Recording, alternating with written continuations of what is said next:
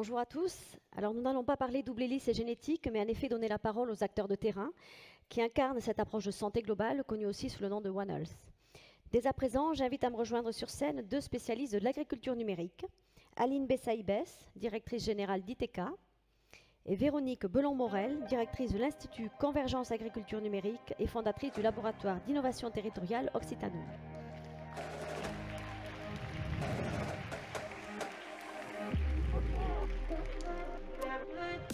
Bonjour. Alors en effet, pourquoi parler d'agriculture ici? Parce qu'en effet, santé humaine, santé animale, environnement et nutrition sont intimement liés. Nous allons donc parler d'innovation en agriculture.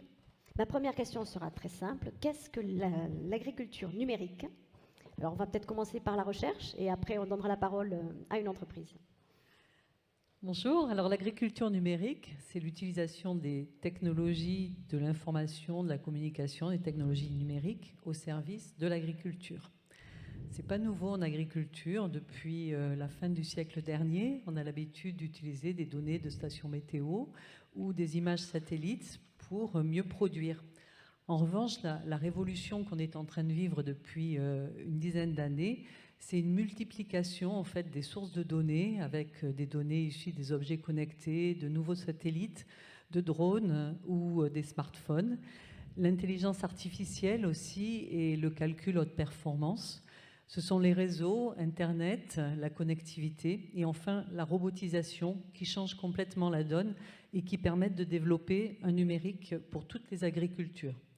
Alors ces nouvelles technologies, ce n'est pas des fins en soi, c'est des moyens, c'est des facilitateurs pour mettre en œuvre une agriculture plus favorable à l'environnement. Et donc on va les retrouver en fait dans trois dimensions de l'agriculture: la production, les plantes ou les animaux, en particulier donc pour réduire l'impact de l'environnement, de l'agriculture sur l'environnement tout en conservant une bonne productivité. La commercialisation en développant des circuits courts connectés et puis tout ce qui va avoir trait à l'apprentissage, au partage de connaissances. Et ce qui est remarquable, c'est que cette nouvelle agriculture numérique qui est en train de voir le jour, elle voit le jour non seulement en Europe et en France, mais aussi dans tous les pays du monde, et y compris en Afrique. Véronique, moi j'aimerais juste ajouter un exemple de comment sont utilisées ces technologies aujourd'hui. On peut retrouver des colliers connectés sur des vaches qui disent en temps réel si la vache a des problèmes de santé, de bien-être, de nutrition. Donc, elle peut aussi servir, cette technologie, pour dire à un agriculteur, c'est le moment d'irriguer, de fertiliser, de traiter, d'être résilient au changement climatique. Donc, on peut dire de grands mots et ça peut paraître très compliqué, mais l'application de cette technologie est très simple.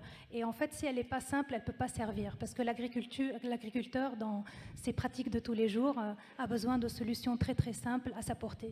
Et donc, en fait, il y a le monde de la recherche qui produit la connaissance et le monde économique qui transfère cette connaissance et la met entre les mains des agriculteurs de la façon la plus simple possible. Merci en effet pour ces exemples très, très concrets.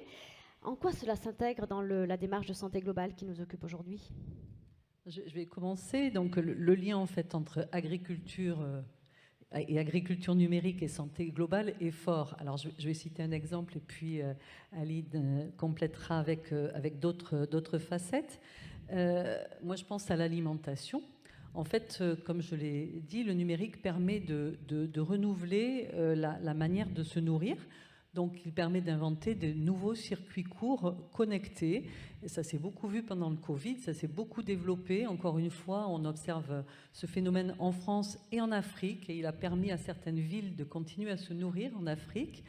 Et ça s'est développé peut-être un peu trop rapidement. Aujourd'hui, il va falloir améliorer les systèmes. Mais ça permet de mettre en lien le producteur et le consommateur. Et donc aussi de renouveler l'agriculture, la manière dont l'agriculteur s'inscrit dans le monde. Le deuxième niveau, au niveau de l'alimentation, donc c'est de permettre en fait de mieux informer le consommateur. Tout le monde connaît l'application Yuka. Alors Bon, c'est clair que c'est une application parmi d'autres, peut-être la plus emblématique, mais aujourd'hui, le consommateur se préoccupe de plus en plus de ce qu'il y a dans son assiette. Ça, c'est une vraie bonne nouvelle, parce que plus on s'inquiétera et on s'interrogera sur ce que l'on mange, plus, en fait, l'agriculture sera tirée vers le haut et vers la santé globale. J'ajouterais à ce qu'a dit Véronique, quand on parle de santé globale, on parle d'environnement. Et quand on parle d'environnement, on doit parler du changement climatique.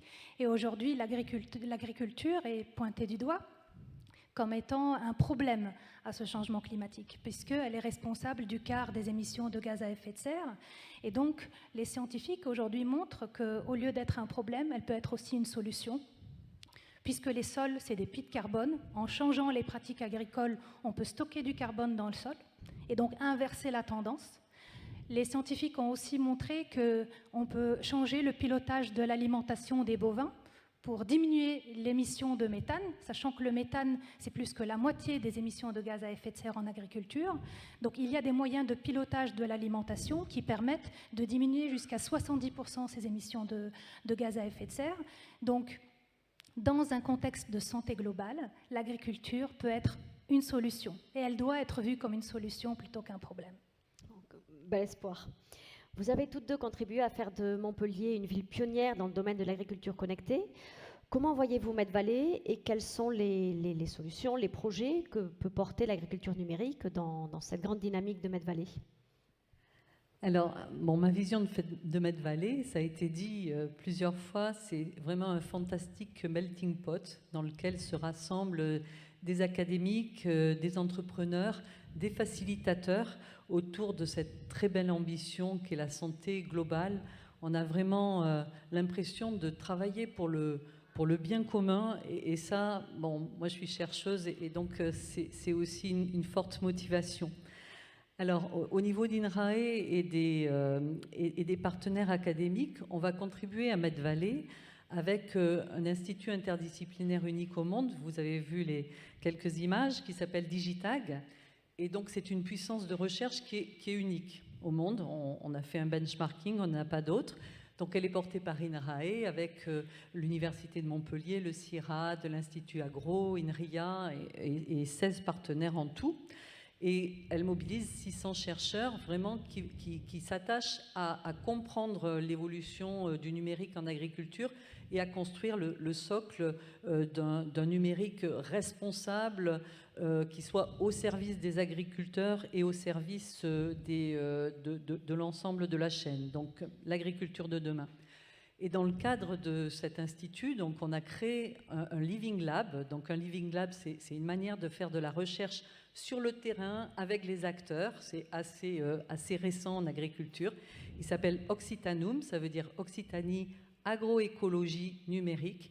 Et dans ce Living Lab, donc, on va rassembler des chercheurs, des équipementiers, des agriculteurs, des citoyens, des collectivités territoriales pour co-construire des solutions numériques ou pour évaluer les solutions numériques qui existent dans l'objectif de les mobiliser pour la transition agroécologique. Je répète, le numérique, c'est un moyen et il faut que ce moyen, comme le disait Aline, il soit vraiment facile à utiliser, utile, utilisable. Voilà, donc grâce à tout cela, on se positionne sur ce passage à l'agroécologie. Et aujourd'hui, ce type de démarche, eh bien, il se déploie en Europe et bientôt demain en Afrique, on l'espère, avec nos collègues du CIRAD. Ça, je dirais que c'est une conséquence aussi du nouveau sommet Afrique-France qui rapproche Montpellier de l'Afrique. Merci. Aline? Donc pour moi, Medvalley traduit l'élan des communautés de chercheurs et d'entreprises privées de la métropole qui œuvrent pour des projets pour l'humain et la planète. Ça renforce en fait nos savoirs de très haut niveau, nos emplois, pour pouvoir rayonner à l'échelle nationale et internationale.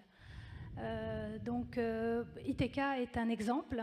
Nous sommes issus de la recherche privée. Nous sommes une spin-off du CIRAD qui a bientôt 20 ans.